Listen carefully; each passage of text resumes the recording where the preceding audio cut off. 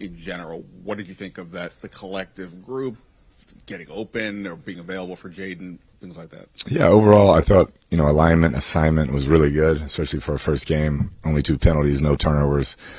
Played good in the red zone. Got to be better on third down. But overall, I thought they played hard. We preached playing without the ball, and I thought that showed up a ton. And had some opportunities. I think as we go, we'll make some of the plays that you saw. But I liked what I saw from that group. Effort was there, and pretty clean for a first game. And to stay with the receivers, just curious what you've seen with Luke as he's developed. Guy wasn't necessarily with the ones a lot in practice, but played a lot now. And then with Noah Brown possibly getting back in this week or getting in this week. Yeah, we'll see with Noah. He's coming off a little bit of an injury, so we're easing him back in. But he's had some big games, been a very talented player in this league. I'm excited to see what he can do. And then Luke just continues to progress, whether it's outside, inside, learning the entire system. Can do a lot of different things. He's physical in the run game.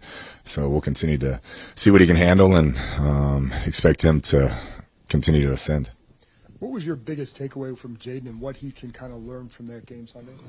The competitive spirit, I think, just to watch how he continued to fight, especially at the end. I called one of the worst plays I've ever called in my entire career, and he just took the ball and ran into the end zone, and it was like he was not going to be denied there on the goal line, and it says a lot about him in that situation.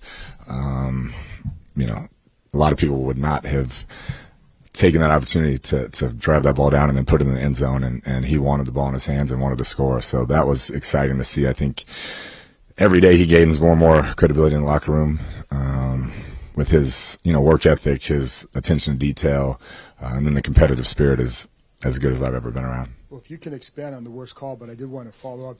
I've had plenty in my career, but this was probably the top. Well, I'd be top curious one. to hear why it was, but then also with Jaden, when you're a rookie going your first game, and sometimes do you have a tendency to maybe predetermine some reads and things like that, and how do you help him develop in that area? Just playing, that you have to play to even come close to simulating what a live NFL game is in season on Sundays. And I thought, like I said, his operation to not have any pre-snap penalties, to only have 2 penalties overall, one of them probably shouldn't have been a penalty, was really good. No play clock violations. I thought he handled himself well, and as he plays, the game will continue to slow down. But as far as the play, I called basically a speed option with no check, and they overplayed it to one side, so he just stuck his foot on the ground and got in the end zone with the highest paid safety in football chasing him, and just found a way in. So it says a lot about. We knew he likes to compete, but it definitely showed on Sunday. Much has been made about the 16 carries. How do you guys read that? It's all game circumstance, but how do you sort of interpret it? Yeah, I think there's a couple calls, where we thought we had premier looks that ended up hitting inside that you'd like to have back. If he walks in, then it looks really good. But a lot of those, he did a great job. I'm not sure how many actually got contacted and taken to the ground on, but he does a great job finding the soft spot, finding out of bounds. But we understand, he has to take care of himself, and we want him to continue to grow, and you can't do that if you're banged up and on the sideline. Austin Ekler seemed to have a pretty good game. What did you see from him, and just what do you like from him and what you've seen over the last few months? Yeah, he just has a lot of juice left. I think there's been a misnomer, maybe he lost a step in L.A. or something was off, but since he showed up here, he's busted his tail every practice, every day, weight room, film study, and then he just is very available on checkdowns and things like that with the quarterbacks. And does a great job drop stepping and getting extra yards, and that for a young guy to have a safety blanket like that or Zach Ertz is really invaluable. Why was it one of the worst calls of your career? Basically, I didn't give him a check to get out of it, so they didn't bump with a motion. There was about 3 guys outside on the option, and so he saw that and he ran it anyways and just stuck his foot on the ground and cut back and ran a couple guys over and got in the end zone. So with that look, he needs a play to check out of, and he just said snap it and said, "I got you, coach." Got it in the end zone. But yeah, if I had that one back, I would rather him not get hit like that. It looked like there were a couple runs that were designed inside. Is that the case? And if so, what's the thought process on running him inside? Yeah, like I said earlier, we thought we had premier looks, really liked the scheme, thought it would hit in a different way, and ended up forcing him inside. And they have a really good front and kind of collapsed it. And so second guessing it, would not have wanted him to get hit inside like that, but learning experience for all of us, and we got to be smarter. I got to be a better coach moving forward. Coach, I don't want to harp too much on the Jaden Daniels running too much thing, but obviously that's a point of conversation out here. As a coordinator, as a coach, like, that's part of the reason you guys brought him in here was his athletic ability. How close to the line do you have to dance before you risk maybe kind of taking away that superpower, as DQ puts it? Yeah, I mean, I don't. Like the first game, with the reigning MVP of the league had the same amount of rushes, right?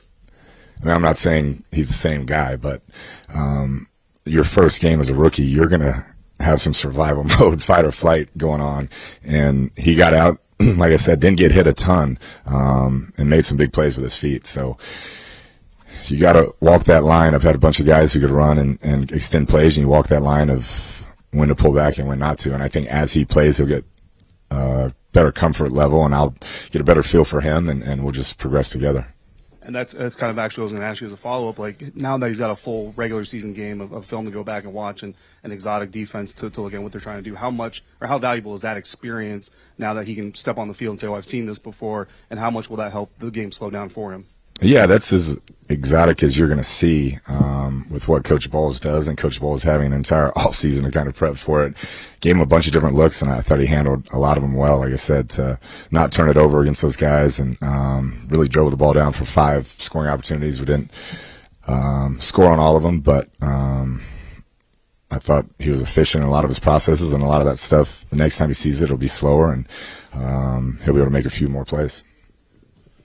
What was your impression of, I guess, the offensive line, and when the quarterback has to scramble 7 times, how does that kind of change the way that you are calling plays? Yeah, it's a really good front, and like I said, a few of those were first read and get out, as your first game as a rookie, and he knows he has a lot of faith in his legs, and I would too if I could run like that. So he made some plays early and got out of there, but I thought they battled against a really good front, and no pre-snap penalties. I don't know how many holds they had. I don't think many. And so I thought that was, from an execution standpoint, played a clean game. I mean, we can all get better, coaches and players, but I thought as a group they played an efficient game. And at left tackle, Brandon Coleman and Cornelius Lucas were rotating a little bit there early on. Do you want to get to a point where you have kind of a set starting 5 and you're not having to make those in-game rotations? I think everybody would like that, where it's pretty defined, but both those guys had earned the right to play in that game, and felt like we had a good rotation going, and Brandon's an ascending player and continues to get better, and Luke's been doing this a long year, and so there's some comfort there. But yeah, I think eventually you like to have your 5 that you can roll out there together and build that kind of unity. Hey, Coach, what kind of problems does Dexter Lawrence present to an offensive line?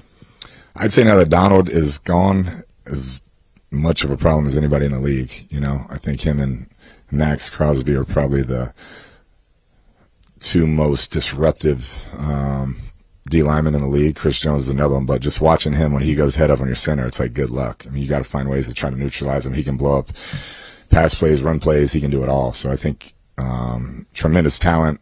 The stamina is what really gets me for being a really big guy. Like, he continues to play hard throughout the game, even if you try to keep him on the field, and he just plays hard and has a high motor for being a guy of that size.